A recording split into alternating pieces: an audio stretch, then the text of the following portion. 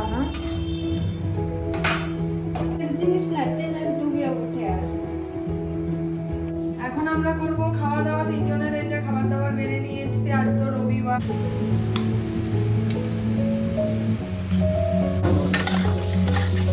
আদা তো দিয়েছো। চিকেন ভর্তা আমার রেডি। এই যে আশা করি খেতে ভালো। Good morning everyone, welcome back to my channel, to our new blog. দেখতেই পাচ্ছ সকালটা শুরুই হয়েছে শাক সবজি তরকারির বাজার দিয়ে। আর কি করব, হাউসওয়াইফ আমি, আমার তো এই কাজ। সকাল হলে মাথায় ঘোরে কি রান্না বান্না হবে, আর এত সবজিপাতি, সঙ্গে পনির আর ডাল, এগুলো দেখে তোমরা বুঝতেই পারছো আজকে কী বার। আজকে রবিবার, মানে এই নিরামিষের আইটেম একটু ভালো মন্দ হতে হবে, না হলে তো মুখে এদের রুচিতে আসে না, খাবো কী করে। আমরাও তাই দেখো আবার অনেক প্ল্যান প্রোগ্রাম করে মাথা থেকে বার করে পনির আর ধোকা একসাথেই করব চিন্তা করেছি। একই তো ঝোল, দুই রকম করলেও এক ঝোল খেলে সত্যি কথা শেষও হয় না। তারপরে চলে আসলাম বিছনা গোছাতে। বিছনাটা তো তুলতে হবে, এক এক করে বিছনাটাও তুলে নেব। আর বিছনা তুলতে যেয়ে ভাবছি এই যে মানে একটা বিছনা তুললে তো হবে না, 4টে খাটেরই একদম তুলতে হবে। আর সঙ্গে তো ফার্নিচারগুলো মুছতে হবে। আর মিস্ত্রিরা কাজ করছে বাইরে, প্যাসেজে রং করছে। আর ধুলো, দরজাটা একটু উঁচু হোক যা হোক জানো না, হুড়ুর করে ধুলো ঢুকে যাচ্ছে। কি অবস্থা ঘরের মধ্যে, কিছুতেই মেনটেন করা যাচ্ছে না। যাই হোক, বিছনা পর্যন্ত তুলে চলে আসলাম রান্নাঘরে। কাঁঠালের দানা আর ডাঁটা দিয়ে আজকে মুগ ডাল খাবো। অনেক দিন খাই না, আমার মা করতো, ভীষণ ভালো লাগতো। আর এদিকে কিছু মুদিখানা বাজার মানে শেষ হয়ে গেছিলো, সেগুলো নিয়ে এসছে। ময়দা, তারপরে তোমার ছোলার ছাতু, ওর মধ্যে আরও রয়েছে চালের গুঁড়ো। পাটপাতা ভাজা খাবে, না হলে হবে না। এই করে এই যে রান্নাঘরেও চলে আসলাম। রান্নাঘরে এসে দেখো ধোকাগুলো খুব সুন্দর করেছে, কিন্তু আমি বলেছি একদম অল্প করে করো, বাসি খাওয়ার দরকার নেই, থাকলেই বাসি খেতে হয়, টাটকা টাটকা শেষ হয়ে যাবে। ডালটাও সুন্দর হয়েছে। আর সঙ্গে চলছে এই যে পাটপাতা ভাজা, এ তো কমে আঘায় না, যে আমিও ভালো খাই, রাজাও ভালো খায়, আর অর্পের তো কথাই নেই, ভালোই খায় ভীষণ, মানে আমাদের ভালো লাগে। আর আমাদের রবিবারের খাওয়া দাওয়া মানে নিরামিষের সঙ্গে ডালটা তো মাস্ট। আর আমরা তো পনির ছাড়া খেতে পারি না, থাকে তার মধ্যে পটল হয়, যাই হোক। তোমার এই যে আজকে বললাম একটু ধোকা হোক, অনেক দিন হয় না। আর সত্যি কথা বলতে একটা ভাজার আইটেম থাকবেই, ভাজা পোড়া না হলে আমাদের মানে ডাল ভাত খাচ্ছি সেই খাওয়াটা কমপ্লিট হয় না। এটা আমার বরাবরই আমাদের অভ্যাস। এখন আমরা করব খাওয়া দাওয়া। তিনজনের এই যে খাবার দাবার বেড়ে নিয়ে এসেছি, আজ তো রবিবার, নিরামিষ। এই যে পাটপাতা ভাজাই তোমাদের আগে দেখাই, এটা তো ফেমাস খাওয়া দাওয়া আমাদের চলছে। আর আজকে ব্যাট পাঁপড় আছে, সাবু পাঁপড় আছে, ওল সিদ্ধ, আর এখানে রয়েছে ধোকা পনিরের রসা, আর এই হচ্ছে কাঁঠালের দানা দিয়ে আর ডাটা দিয়ে মুগ ডাল, আর শশা লেবু আসতো, যেহেতু পেঁয়াজ খাবো না। তাহলে খাওয়া দাওয়া করি।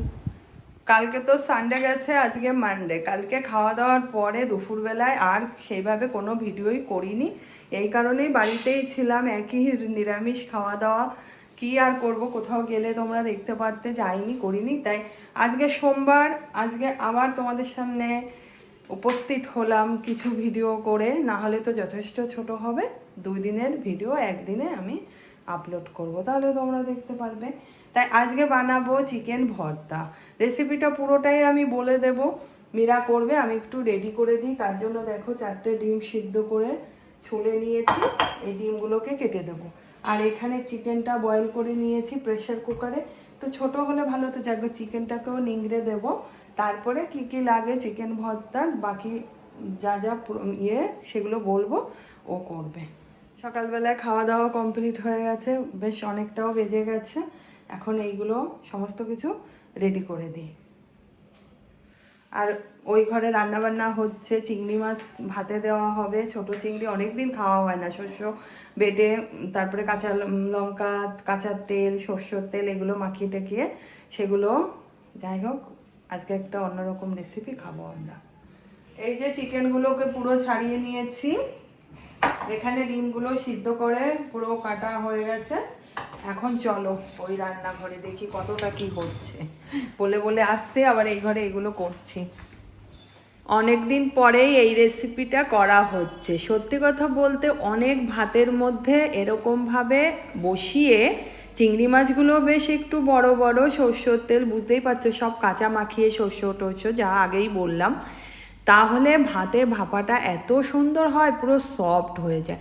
1 কৌটো চালের ভাতে কি করে এই চিংড়ি মাছটা হয় বলো, তাও যদি পরিমাণে কম থাকে। আমি আগেও অনেক করেছি, তখন দুবেলা ভাত খেতাম, 2 কৌটো চালে অল্প দিলে তাও হয়ে যেত। এবার আর কিছুতেই হচ্ছিল না। তারপরে তো মাইক্রো ওভেনের বাসনে মাইক্রো ওভেনে দিয়ে করেছে। এদিকে আজকে অনেক দিন পরে এনেছে শোল মাছের কালিয়া হলো, আর ওলটা এনেছিল যেহেতু, পরপর 2 দিন ওল সিদ্ধ খেয়ে শেষ করে দিলাম, থাকলে নষ্ট হয়ে যায়।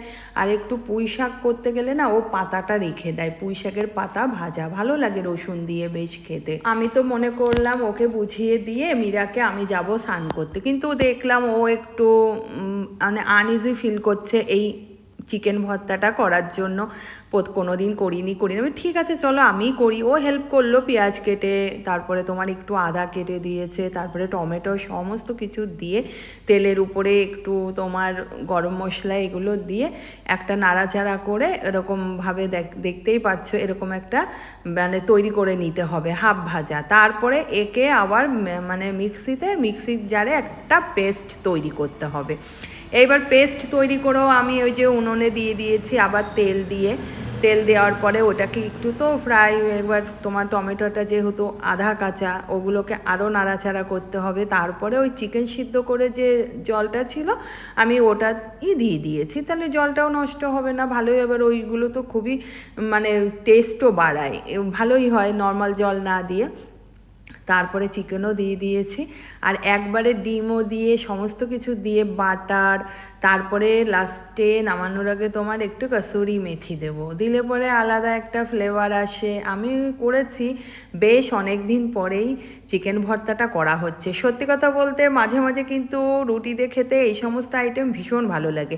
চিকেন আনলেই আমার ছেলে তো আগে বলবে ওই নর্মাল ঝোল আমি খাবো না, আর সত্যি ওই একই কাজু বাদাম বেটে যে সাদা ওই রোস্টের মতো ঝোলটা রেগুলার ভালো লাগে না। তাই আমি বললাম চল একদম চিকেন ভর্তাটা এইভাবেই করি।